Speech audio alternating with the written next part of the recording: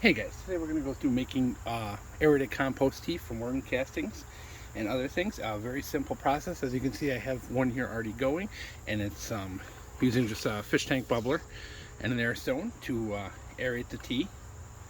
And we have this little bucket here because I figured, you know what, I was going to do a video, but I'm like, I really kind of want to show what I'm actually doing.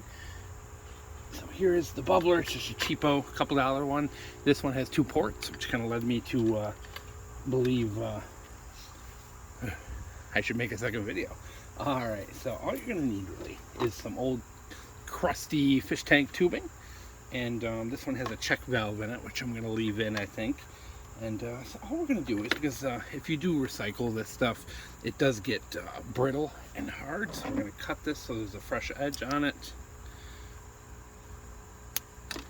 Bada bing. And I forgot which end is. Okay, so this end would have to go on the air stone. Sorry, with the check valve, I just had to kind of blow in it and see if it was letting any air through. So we're just going to force that on there. Okay, put that in the bucket. And then we're going to cut this other end. And compost tea is great, guys, because it really does add just so much to your garden. And earthworm casting just has so much in it as far as nutrients and things available to feed the microbes in the soil.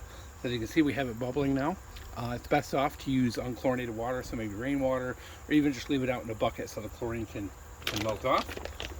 We're going to add some earthworm castings.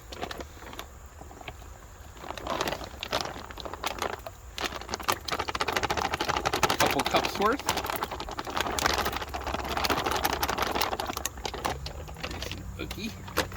Alright, next step, so we're going to add a little unsulfured backstrap molasses. This is there merely to provide sugars for the soil. I add probably a tablespoon or sugars for the microbes that are going to be in the soil. It's really not providing any nutrients for the plants, but one of the big things it does do is, essentially you're feeding the microbes. You're feeding the microbes in the soil. The microbes break down organic materials.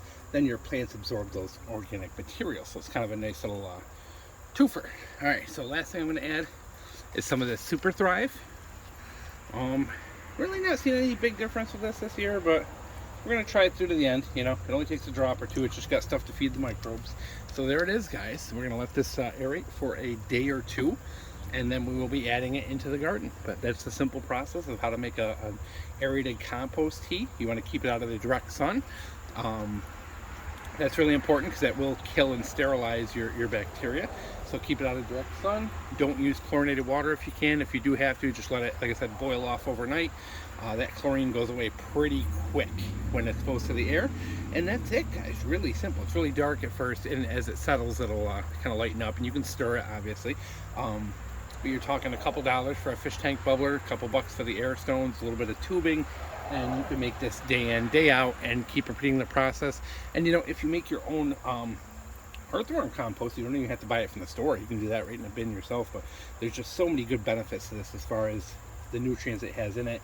It has nitrogen, potassium, phosphorus.